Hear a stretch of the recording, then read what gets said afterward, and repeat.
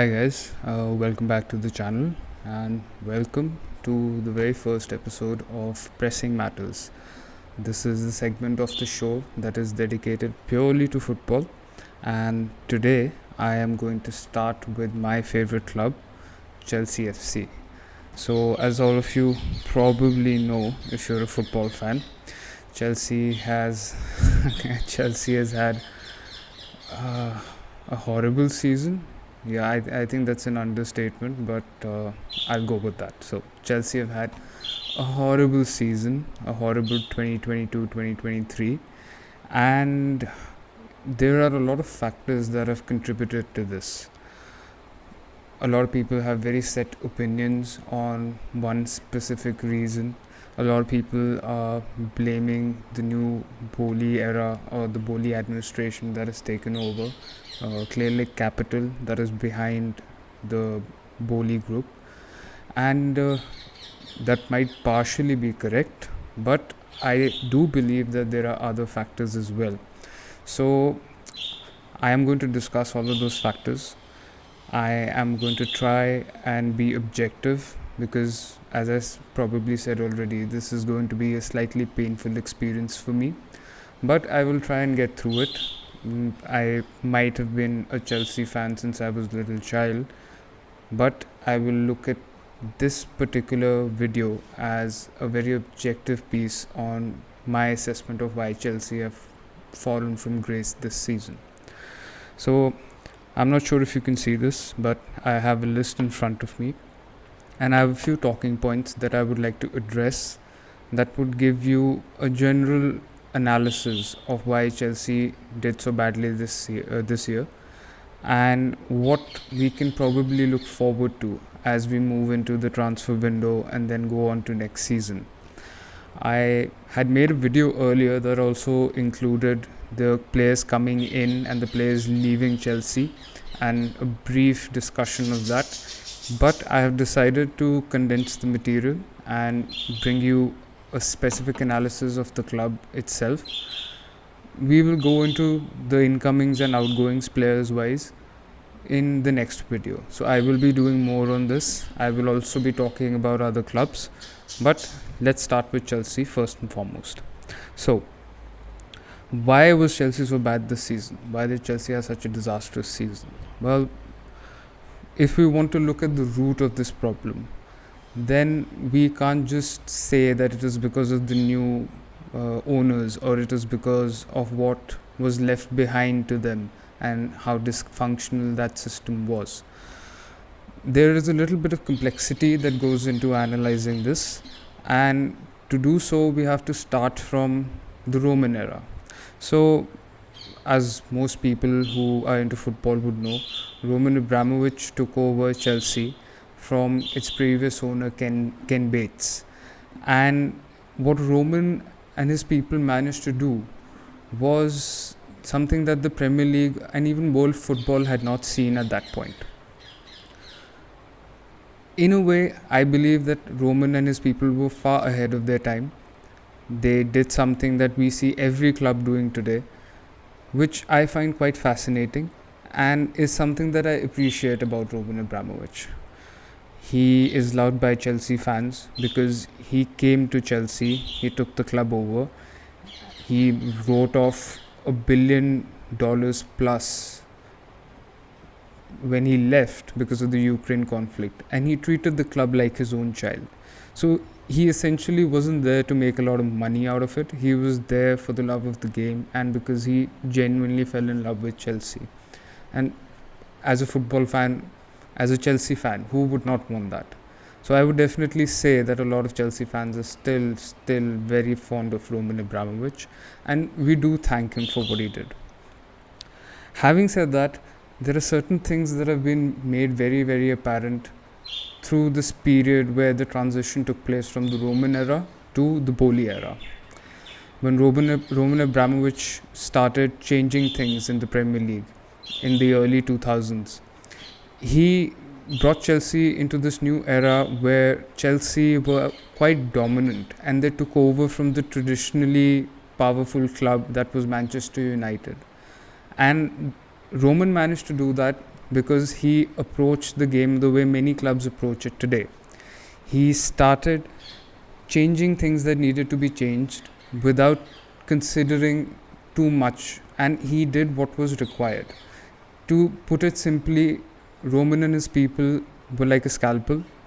They would cut open the body, they would take out the tumor, and they would fix the body as and when needed. They would throw as much money at it as is needed, and they never really second guessed their decisions.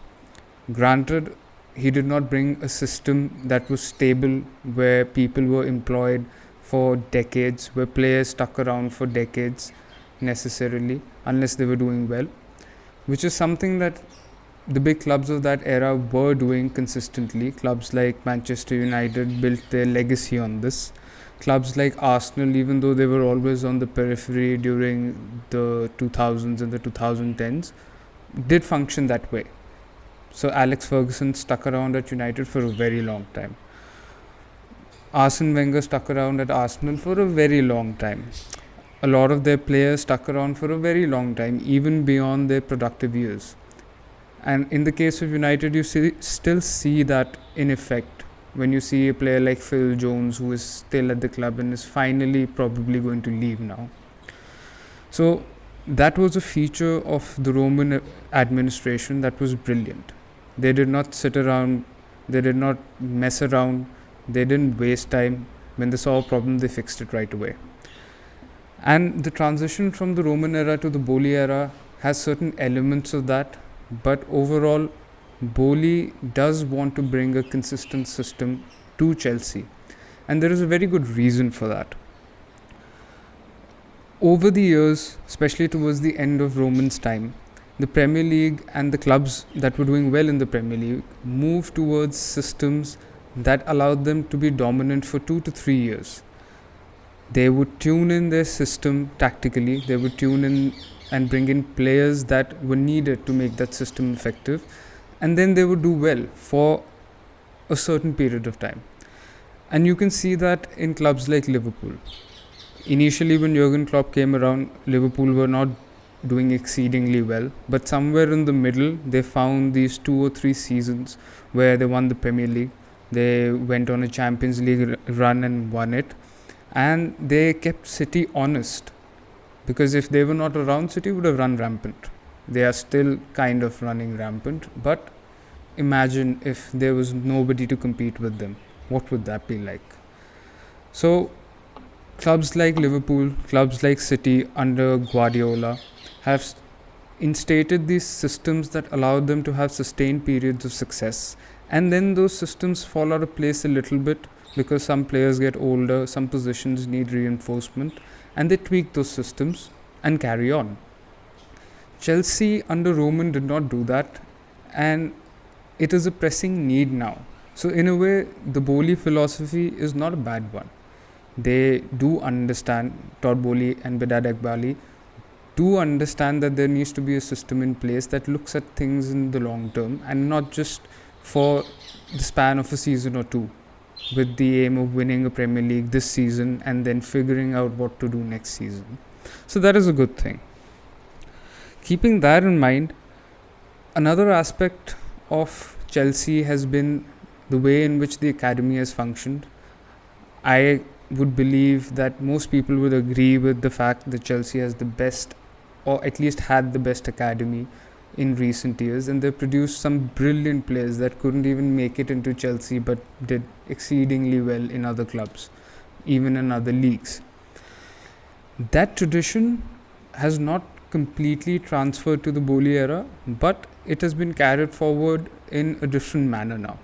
So instead of bringing in, say, a Mason Mount or a Reece James when they're 4, 5, 3, 7 years old, Chelsea are now looking at slightly older players who are still youth players, who are still in their teens, but they will come to Chelsea as recognized talents, recognized world level talents that can mature in 2 to 3 years and then become a consistent part of the senior squad. And in a way, it is a very similar philosophy to what the youth philosophy was during Roman's time, which is something that I appreciate, because that aspect of Chelsea should not be lost. Now, having said that, there are certain aspects of Boli and his administration that are dysfunctional. For starters, this season taught Boli and his people's involvement in the dressing room situation, in the backroom staff and its working, has been extensive.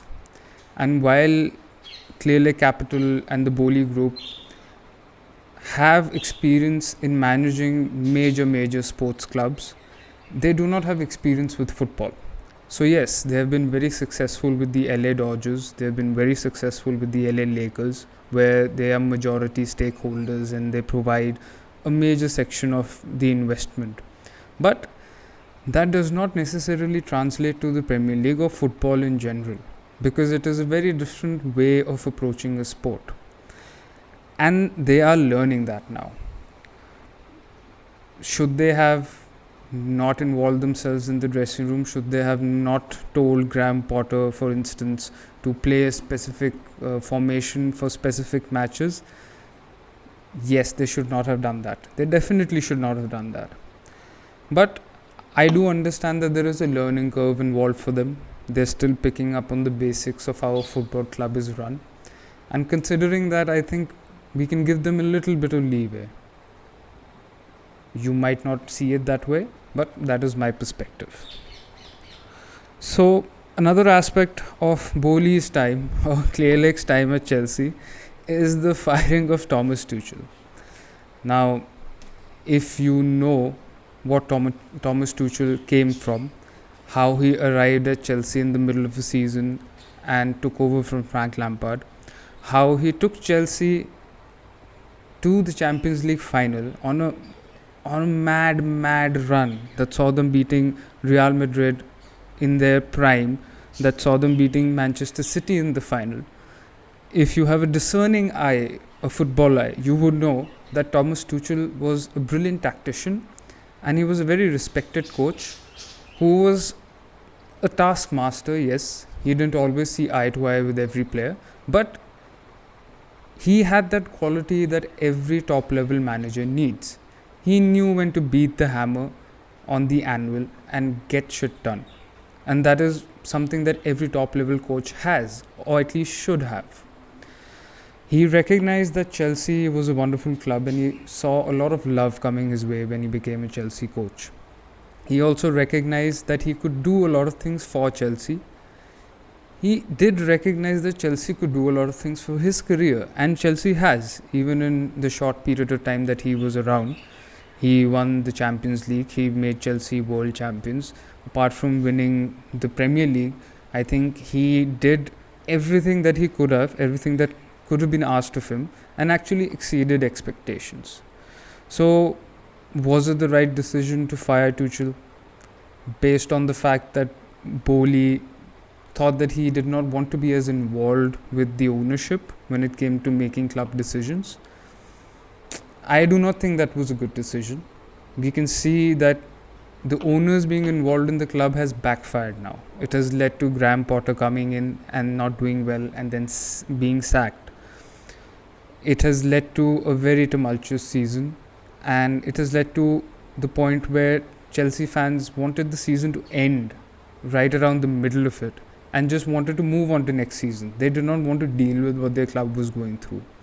So considering that, maybe Boli and his people should have listened to Tuchel and proceeded his way rather than imposing their opinion on the club and its backroom staff, its coaching staff.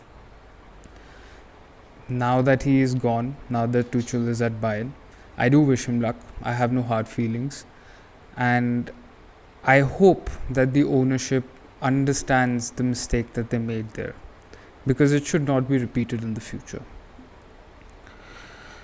Let's talk a little bit about the Graham Potter phase.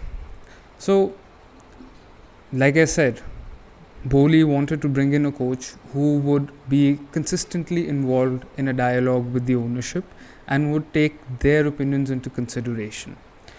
Generally, a good coach does not want to do that because most owners are not as technically capable when it comes to football tactics and managing a team, managing the egos of star players as they would like to believe. Graham Potter, on the other hand, had a very different demeanor, and he came from a very different club. So, as the Brighton coach, he was a very, very good choice because his degree in psychology, his experience in bringing teams with relatively unrecognized players up to a level that was beyond their comprehension was something that we should all appreciate. Bringing him to Chelsea was not as good of a decision because at Brighton, Graham Potter had the ability to put his arm around the player's shoulder and tell him, okay, I am your friend, I am at the same level as you, we are going to communicate openly, and we are going to carry this club forward, we are going to carry each other forward. And that is a very good philosophy to have for a smaller club. When you bring somebody like Graham Potter to a club like Chelsea or Real Madrid or Barcelona or Manchester United or Liverpool or City, you are bringing that coach into an environment that has huge egos. Maybe Chelsea's players don't have the egos that Paris Saint-Germain's players have. Okay, accepted. But they're still star players. Some of them are still generational talents. Some of them have literally completed football and won everything that is there to win in football. Some of them are emerging talents that any team in the world would want. And those players do have a little bit of ego. The only way to keep that in check is to have a coach that they'll respect and look up to. A player might not tell a coach like Graham Potter to his face that I do not really take you seriously because I don't see exceptional credentials in your resume. He might not even recognize that he feels that way, but that does make a difference. When a coach like Thomas Tuchel is around, or even Frank Lampard for that matter, players do not shrug the coach off. They listen to the coach. And when it is needed, the coach can, like I said, drop the hammer on the anvil, make a decision, and the players have to follow it because they do not want to disrespect the coach. You see this with Jurgen Klopp at Liverpool, you see this with Guardiola at City. And it makes a big difference because it lets the club, its players, function in a streamlined manner, and they know who's boss. They know that we might be able to discuss things, but this man is going to make the final decision and we have to stick with it. Graham Potter did not bring that to the table because unlike Tuchel or even Frank Lampard, he did not have that level of respect or reverence from the players. Frank Lampard was, in my mind, one of the greatest, if not the greatest midfielder of his era. And players respected that. They took him seriously. Thomas Tuchel was a brilliant tactician. His time with German clubs in the Bundesliga, his time with Paris Saint-Germain in France showed that he was capable of brilliant things. And he came to Chelsea, instantly got the respect of the players and made them do what was necessary. You saw the results of that. Chelsea won the Champions League. Chelsea won the Club World Cup. Chelsea won a lot of things that people were not expecting them to win. Because he had the ability to mitigate whatever slight lack that the team had and accentuate everything that the team and the players were good at, which is the job of a coach. Graham Potter did not manage to do that. So I think for those reasons, Graham Potter was not the right man for the job, and it was a misguided decision from the Bowley group. Another issue was the overcrowded dressing room, and this is an issue that we still have not addressed. Granted, this transfer window is going to see a lot of players leave, and that might help a lot. It is a necessary thing. It is not something that can be avoided, not just because when 4 or 5 players who are either legends or very good players in their position or great emerging talents are competing for one particular position, it causes a lot of chaos. It causes a lot of disharmony in the team, not just because of that, but also because financial fair play comes into consideration. You cannot avoid it. You cannot just say that we're going to buy whatever we want to buy and keep a cachet of 30-35 players and pretend like nobody is going to crack down on us if we do not meet financial fair play norms. So this window in that regard is very important. We need to lose players not just to get rid of what I don't want to call it that, but yeah, not just to get rid of deadwood, but also to make sure that we comply with financial fair play norms. So that is an issue that has to be dealt with. That is an issue that probably led to the sacking of Graham Potter. Maybe if he had fewer players in the dressing room, maybe if he didn't have to take 2 different team trainings because so many players could not be fit into one training, he might have been able to employ his system well and get the players to do well. But that does not matter now, so we are not going to get into that. Now, was bringing Frank Lampard in as the interim coach before Mauricio Pochettino took over a good decision? A lot of people are probably going to laugh at me for saying this, but it is definitely something that helped the club. It was a very, very good decision, and believe you me, that decision saved Boli's bacon. Because if he had not taken that decision, the fans would have turned on him, the fans would have turned on Clear Lake Capital, and they probably would have made their life hell. A lot of you are now going to open your phones up and you're going to show your friend sitting next to you that, see, okay, I have no idea what this man is talking about because Chelsea lost so many matches under Frank Lampard. Please consider this.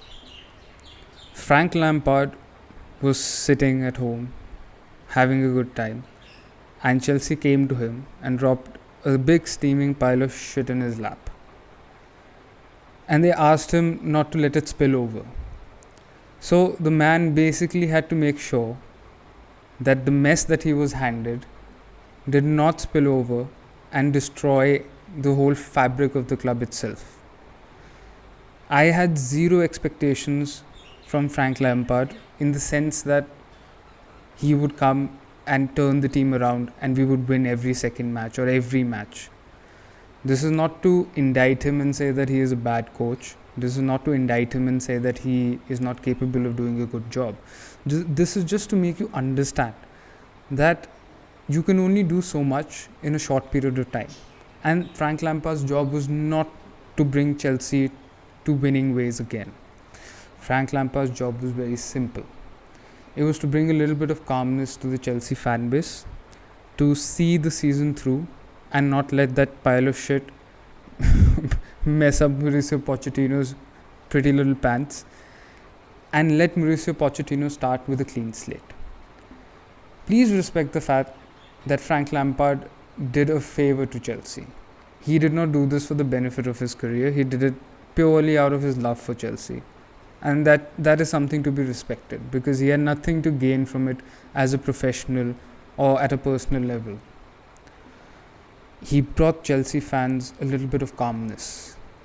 The biggest example of that was when we lost 2-1 to United, I think, during the second last game.